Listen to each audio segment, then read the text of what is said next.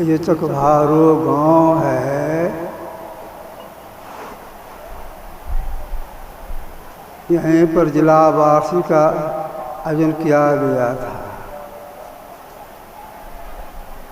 यहीं आने की तैयारी के सिलसिले में गुरुदेव आ गए थे सिकलीगढ़ धारहारा। कहाँ से आए? कुप्पाघाट आश्रम से। जाड़े का समय था। अब उनको तैयार करना है, मैंने गुरुदेव को तैयार करना है, तो मैं कपड़े का घेरा लगा दिया। गुरुदेव के लिए बिछावन नीचे में लगा दी।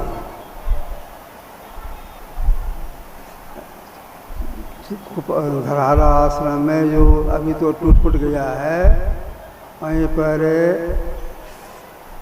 एक पुष्टा बना हुआ था। तो पुष्टे के बगल में मैं चौकी लगाया, नीचे में छाँव हो गया तो चौकी लगा दिया, बस बिछावन लगा दिया। इसके बाद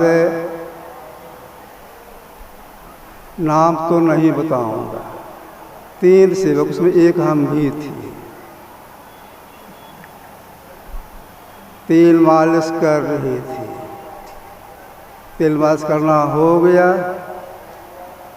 तो मैंने कहा 2 आवाज़ से, तेल तो मालिश हो गया, करवट कर दिए थे, धूप लग रही थी पीठ में, तो मैंने कहा तेल मालिश करते रहिएगा। इसके बाद हम गए पानी लाने के लिए, स्नान कराने, पानी लाने के लिए गए। तो बगल ही में चापाकल, तो 2 बाल्टी पानी भर करके घेरा के अंदर रख दिया। इसके बाद गर्म पानी मिला के स्नान कराना था। एक खाली बाल्टी लिए गए चौका घर गर्म पानी लाने के लिए। उसमें भंडारी थी समानी गुरुसाद बाबा, जो बगल में बैठे हुए हैं। ये पानी गर्म करके रखे थे। मैं जल्दीबाजी में हंटा को उल्टाया, चूल्हा पर ही बाल्टी में लिया और फिर चला। जब तक मैं आया, इधर होता क्या है, जो 2 बाबा वहाँ थे, तेल लगाना छोड़ दिए। अब बगल में खड़े होकर के गप करने लग गए। जब तक मैं आया, इतने में गुरुदेव तेल लगाना छोड़ दी। ठंडा के समय तो ठंडा लगा हुआ पीठ में, गुरुदेव बिगड़ गए। कहाँ गया? यह कहकर जैसे पलटा मारे, चौक पर से नीचे गिरे और पुष्टा जो था बगल में दिया हुआ, उसी पर गिर गए, जोर से गिर गए। माथे में चोट लगी, माथा फट गया, हाथ टूट गई।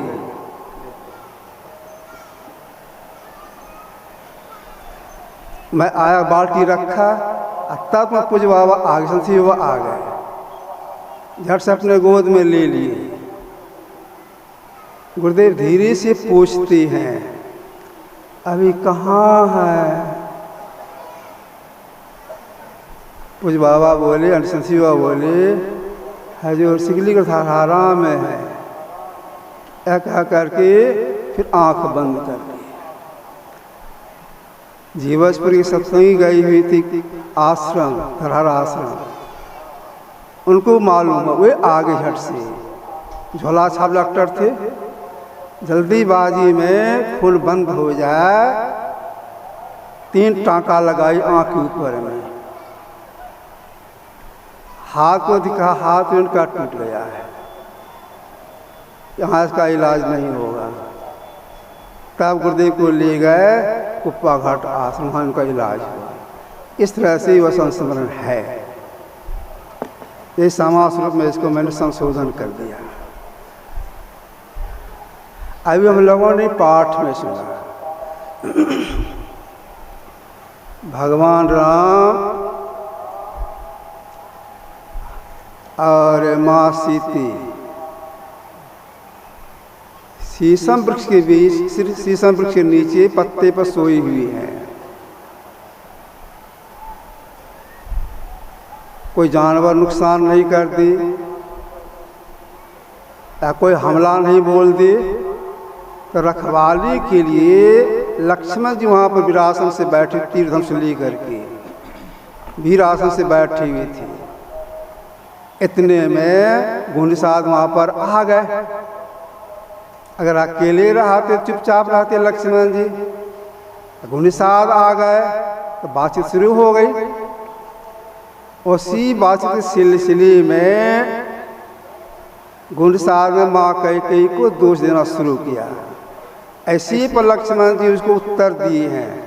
प्राय सभी लोग जानते हैं लक्ष्मण जी शेषावतार, अब भगवान राम विष्णु के अवतार।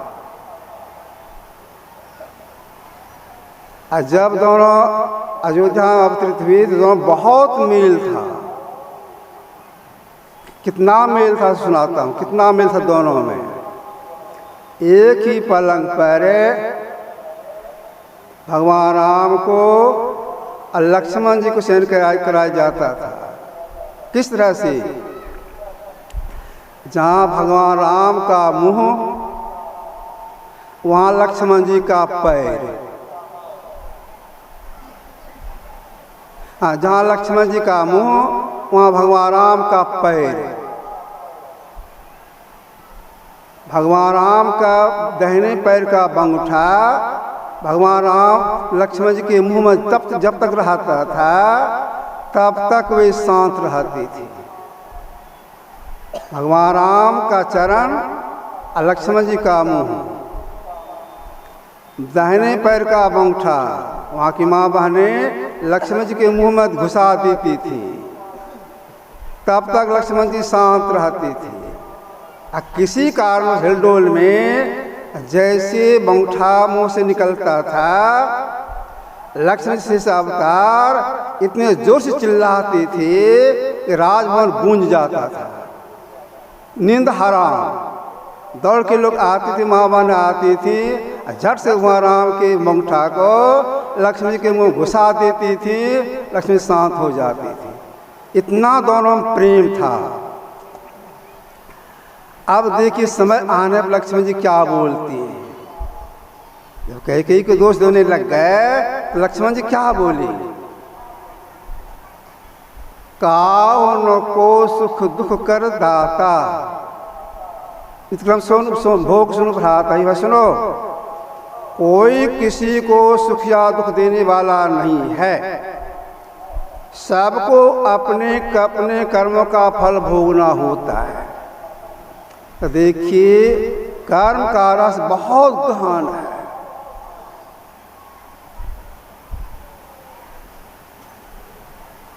अगर कोई व्यक्ति जब से होश संभाले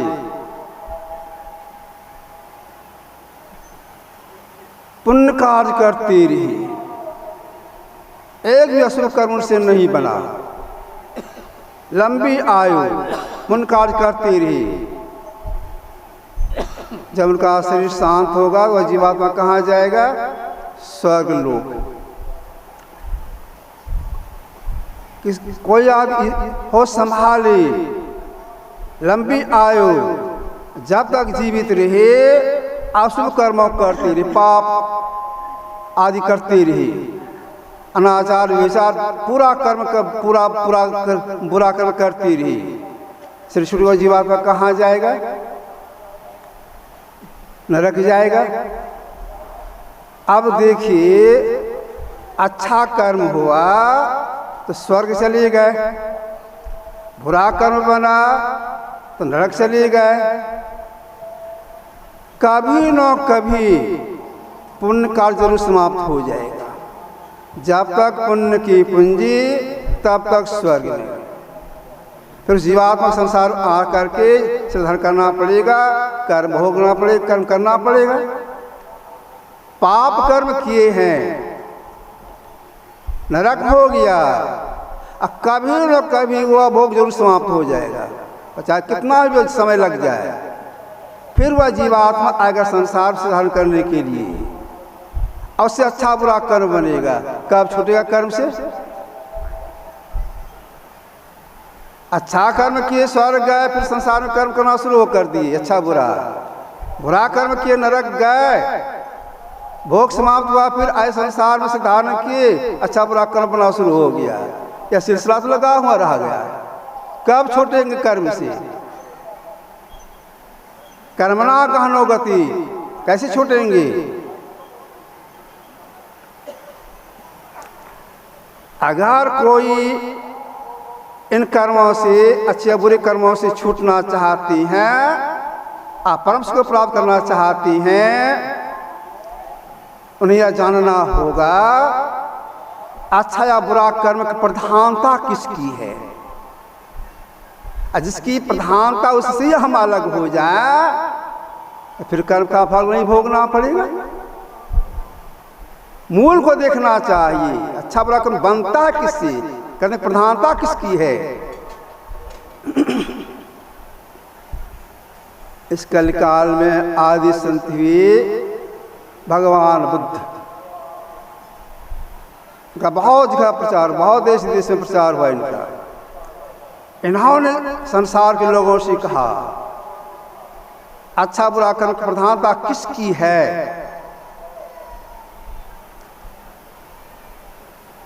मनोपुबंगमा धम्मा मनोसिट्ठा मनोमया मनसाची पदुत्थेन भासति वा करोति वा ततो नंग दुख मनवे चक्कं व भातु पदम। पाली में इसका हिंदी अर्थ है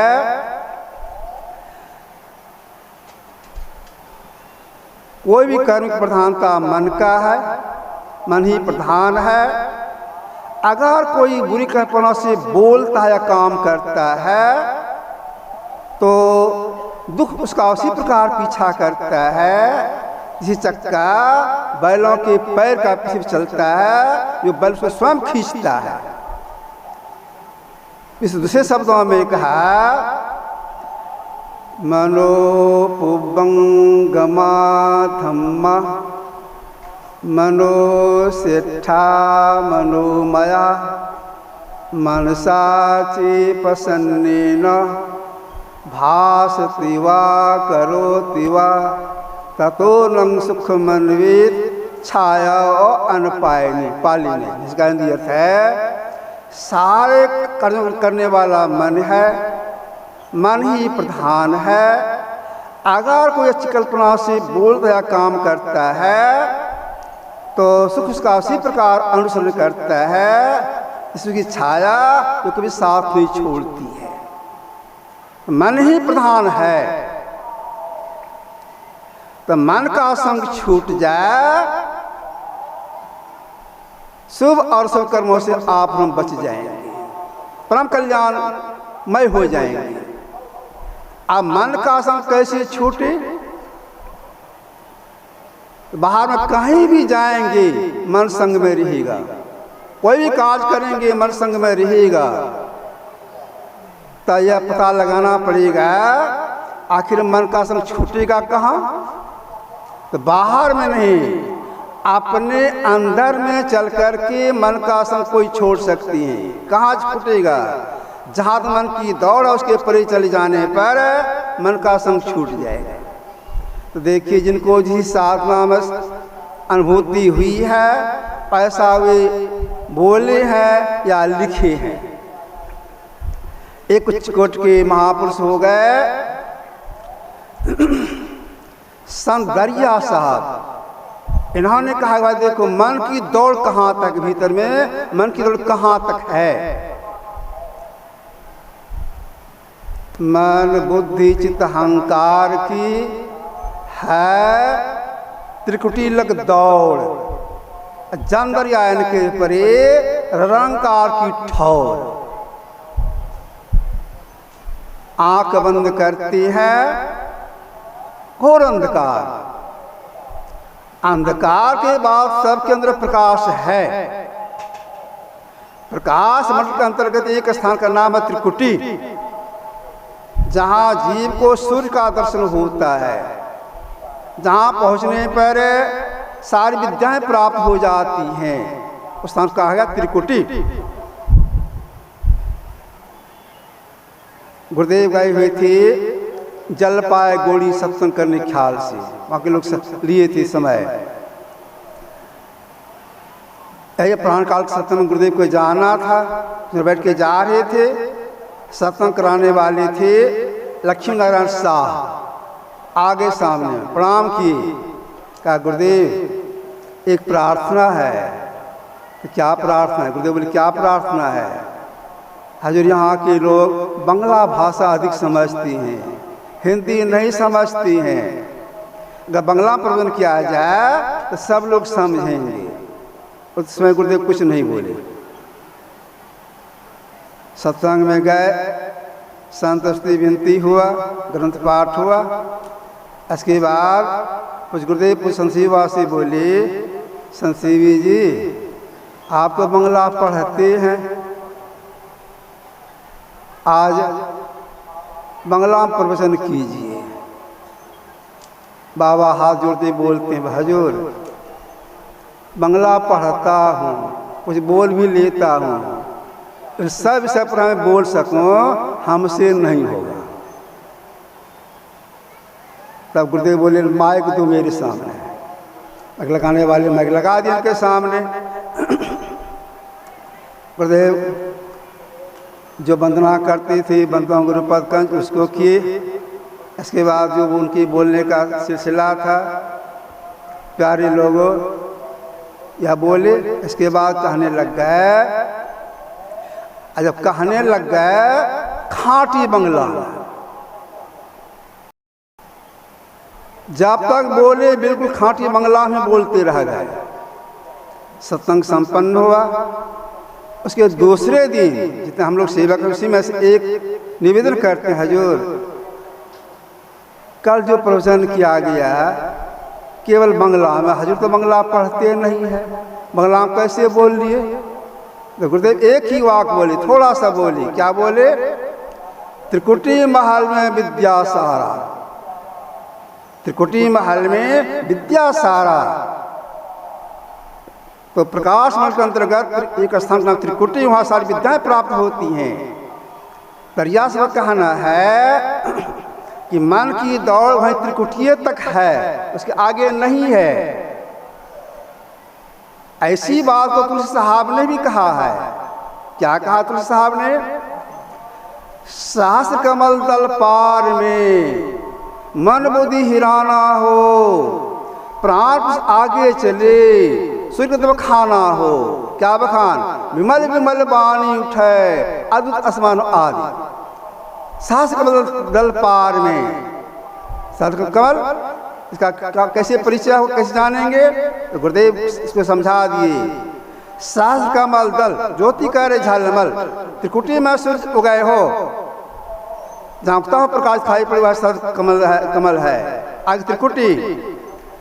तो तुलसी साहब कहना है साधन कल के पार में, कितना पार सो नहीं बताए, उसके पार मन बुद्धि हरा जाता है, मन का संग छूट जाता है जीव का। ऐसी बात को हम लोग गुरुदेव क्या बोले सारे संसार को, क्या उन्होंने लिख करके दिया? इनका कहना है, गुरुदेव कहना है कि मन की दौड़ कारमंडल तक है। अभी लोग आंख बंद करते हैं, स्थल मंडल में है, अंधकार को पार करेंगे, प्रकाश को देखेंगे, सूक्ष्म मंडल है। उसके बाद कारमंडल, कारण के कारण खाने महाकारण। गुरुदेव इतना ही लिख दिए हैं, इतना ही बोले हैं कि मन की दौड़ कारमंडल तक है। त्रिकुटी तक रहे या कारमंडल तक रहे, जब तक मन के संग में रहेंगे कोई भी हो, एक संत के अलावे कर और सब के लिए को कर्म का फल भोगना ही पड़ेगा। चाहे भगवान ही क्यों ना हो, कर्म का फल भोगना ही पड़ेगा।